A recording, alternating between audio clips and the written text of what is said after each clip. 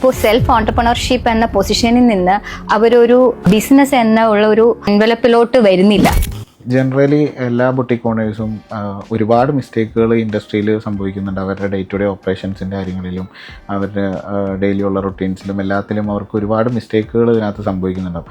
So മാഡത്തിൻ്റെ point of വ്യൂവിൽ ഒരു ബുട്ടിക് ഓണർ ഈ ഒരു മിസ്റ്റേക്ക് മാറ്റി വെച്ചിട്ട് അവരുടെ ബിസിനസ് റൺ ചെയ്യുകയാണെന്നുണ്ടെങ്കിൽ അത് അവർക്ക് ഹെൽപ്ഫുൾ ആവുമെന്ന് തോന്നുന്ന ഒന്ന് രണ്ട് കാര്യങ്ങളൊന്ന് പറയാമോ? ഇപ്പോൾ ഒരു ഫാഷൻ ഇൻഡസ്ട്രി അല്ലെങ്കിൽ ഇതുപോലൊരു ബുട്ടീക്ക് എന്നുള്ളൊരു കോൺസെപ്റ്റ് ഒക്കെ എന്ന് പറയുന്നത് it is kind of fashion comes ആർട്ടാണ്. അപ്പോൾ പലരും ഒരു പാഷൻ്റെ പുറത്താണ് ഒരു ബുട്ടീക്ക് സ്റ്റാർട്ട് ചെയ്യുന്നത്. അപ്പോൾ കുറച്ച് നാൾ അതിൻ്റെ ബിസിനസ്സൊക്കെ റൺ ചെയ്ത് വരുമ്പോൾ അത് ഒരു സെൽഫ് ഓൺടർപ്രണർഷിപ്പിലോട്ട് മാത്രമായിട്ടാണ് അവർ കവറപ്പായി പോകുന്നത് എന്ന് എനിക്ക് മനസ്സിലാക്കിയിട്ടുണ്ട്.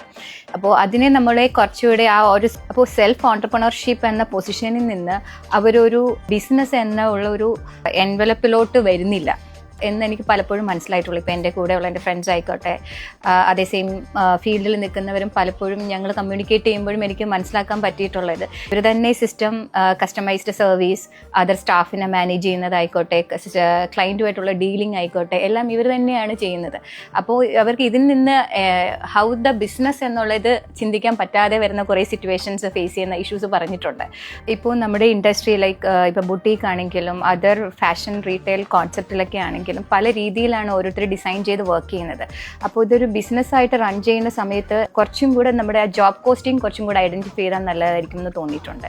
കാരണം നമ്മളിപ്പോൾ ഒരു കസ്റ്റമൈസ്ഡ് സർവീസ് ആകുമ്പോൾ ഒരു ഫ്രം സ്ക്രാച്ച് ടു ആണ് നമ്മൾ ഡിസൈൻ ചെയ്യുന്നത്. ഇപ്പോൾ ഫാബ്രിക് സോഴ്സിങ് ആയിക്കോട്ടെ, അത് ഡെവലപ്പ് ചെയ്ത് അത് പ്രൊഡക്റ്റായിട്ട് വരുമ്പോൾ ഇതിൻ്റെ ഫൈനൽ ബില്ലിങ്ങിലോട്ട് പോകുന്ന സമയത്ത് ഇത് നമുക്ക് ആക്ച്വലി പ്രോഫിറ്റ് ആണോ ലോസ് ആണെന്നുള്ളതും കൂടെ ഐഡൻറ്റിഫൈ ചെയ്യാനുള്ള ഒരു കപ്പാസിറ്റി ആ ഒരു ഓൺടർപ്രണർഷിപ്പിന് ഉണ്ടാവണം.